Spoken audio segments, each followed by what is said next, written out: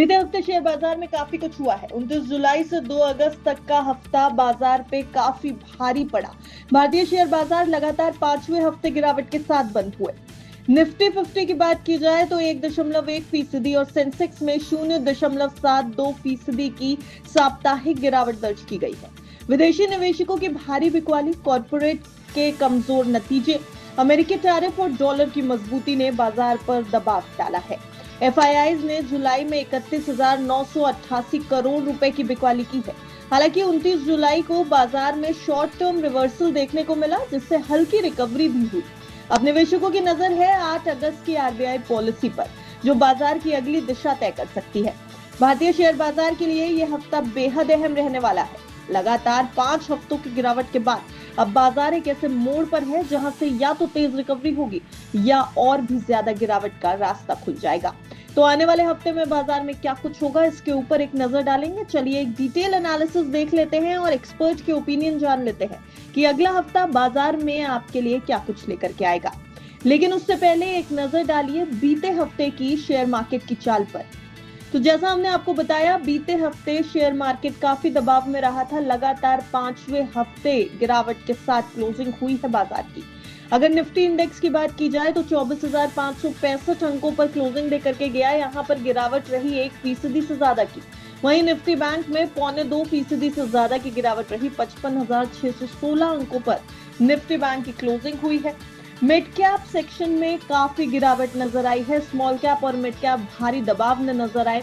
Mid cap select की बात की जाए तो यहाँ 2% के आसपास की गिरावट देखने को मिलेगी। 12,668.25 के लेवल पर Nifty mid cap select closing देकर के गया है। सेक्टोरल इंडेक्सेस की बात करें तो सबसे बेहतर प्रदर्शन एफएमसीजी ने किया है, जो लगभग 3% चढ़ता नजर आया। लेकिन इस सेक्टर के अलावा लगभग सभी सेक्टर्स भारी दबाव में दिखाई दिए। खासतौर से रियलिटी, डिफेंस, मेटल और पीएसयू बैंक्स पर दबाव काफी ज्यादा रहा। रियलिटी की बात की जाए तो लगभग 6%, डिफेंस की बात की जाए तो लगभग 5%, मेटल्स 4.25% टूटते नजर आए। एफएमसीजी के अलावा कंजम्पशन एक ऐसा सेक्टर रहा जो पॉजिटिव नोट पर क्लोजिंग देके गया। हालांकि ये बढ़त बेहद ही हल्की बढ़त रही। इसके अलावा energy, financial services, auto, oil and gas सभी सेक्टर्स भारी दबाव में दिखाई दिए। ये सब कुछ तो बीते हफ्ते हो चुका है। आंकड़ों के साथ हमने आपको बता दिया कि बाजार में किन सेक्टर्स पर भारी दबाव रहा है, कौन से इंडेक्स भारी दबाव में नजर आ रहे हैं। लेकिन आने वाले हफ्ते के लिए बाजार काफी उम्मीद लगा के बैठा है। सबसे बड़ी उम्मीद आरबीआई पॉलिसी से है। तो चलिए आपको बता देते हैं वो 5 बड़ी वजह जो इस हफ्ते बाजार की चाल तय कर सकती हैं, बाजार का मूड माहौल थोड़ा बेहतर बना सकती हैं, या फिर इन्हीं वजहों के कारण बाजार का मूड माहौल बिगड़ता नजर आएगा। ये आने वाले हफ्ते में पता चलेगा। लेकिन वो 5 वजहें कौन सी हैं, एक एक करके डिस्कस कर लेते हैं। आरबीआई की पॉलिसी मीटिंग सबसे बड़ा गेम चेंजर हो सकती है। 4 से 6 अगस्त तक आरबीआई की पॉलिसी मीटिंग चलने वाली है। उम्मीद है कि रेपो रेट में 25 बेसिस पॉइंट की कटौती हो सकती है, और अगर ऐसा हुआ तो इसे अर्ली दिवाली कहा जा सकता है। क्यों? क्योंकि इससे क्रेडिट ग्रोथ को बूस्ट मिलेगा और रेट सेंसिटिव सेक्टर्स को राहत मिल सकती है। सभी की नजर इस समय आरबीआई के कमेंट्स पर होगी। महंगाई, लिक्विडिटी और ग्रोथ को लेकर के सभी आरबीआई के कमेंट्स का इंतजार करेंगे। इसके अलावा मजबूत डॉलर, विदेशी निवेशकों की टेंशन, ये सब कुछ रुपए को कमजोर कर रहा है। डॉलर इंडेक्स 2 महीने के उच्चतम स्तर पर पहुंच चुका है।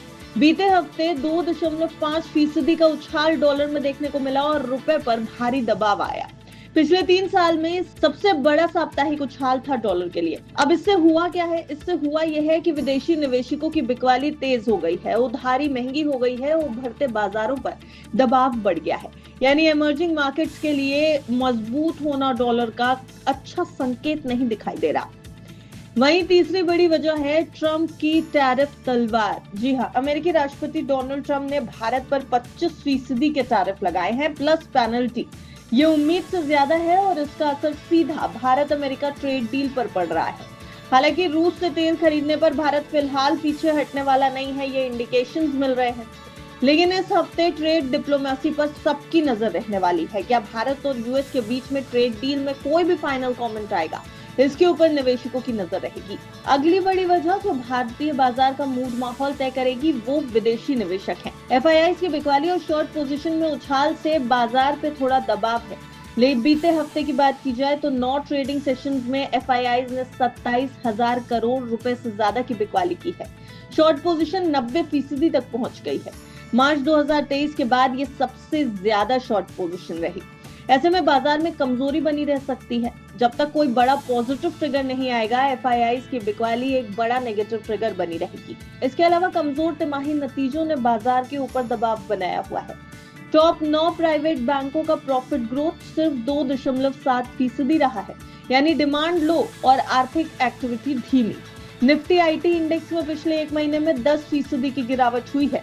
लगातार तिमाही नतीजों के कारण बाजार को निराशा हुई और निफ्टी आईटी इंडेक्स टूटता नजर आया। कमाई के आंकड़ों ने बाजार में निराशा बढ़ाई है। ऐसे में बाजार के लिए ये एक नेगेटिव ट्रिगर साबित हुआ है और अब बाजार को इंतजार रहेगा किसी एक बड़े पॉजिटिव ट्रिगर का। अब आते हैं टेक्निकल एनालिसिस पे, क्योंकि ये सब तो वो वजहें थीं जो बाजार की दशा और दिशा तय करने में मदद करेंगी। लेकिन एक्सपर्ट ओपिनियन क्या कह रहे हैं ये भी आपको समझा देते हैं। तो अगर एनालिस्ट और एक्सपर्ट्स की माने तो अगस्त सीरीज की शुरुआत बेहद खराब रही है। मिड कैप इंडेक्स में ब्रेकडाउन हुआ है। निफ्टी पर 13 जून का मिनिमम लेवल यानी निचला स्तर 24,473 था, लेकिन आने वाले समय के लिए निफ्टी में 24,378 और 24,473 का जोन बेहद अहम है।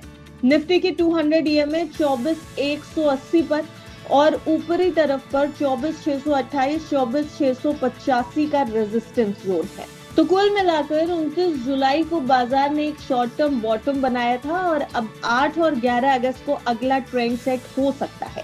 खासतौर पर 8 अगस्त आरबीआई की पॉलिसी के दिन काफी क्रिटिकल मोमेंटम रहेगा बाजार के लिए। उस दिन का हाई और लो अगली चाल की दिशा तय कर सकता है। तो ये था पूरे हफ्ते का मार्केट आउटलुक और आने वाले समय में बाजार किस तरह से रिएक्ट करेगा उसकी एक झलक। लेकिन सावधानी जरूरी है। हालांकि बाजार में अभी मौके भी नजर आ रहे हैं। एक्सपर्ट्स की माने तो बस नजर सही रखें और सही लेवल्स पर सही टाइम विंडोज पर रखें। बाजार वापसी करेगा या और गिरेगा ये अगला हफ्ता तय करेगा। लेकिन निवेशकों को सलाह यही है कि अगर बाजार में निवेश करना है तो एक बार अपने फाइनेंशियल एडवाइजर की राय जरूर ले ले। Bureau report, बिस्तक।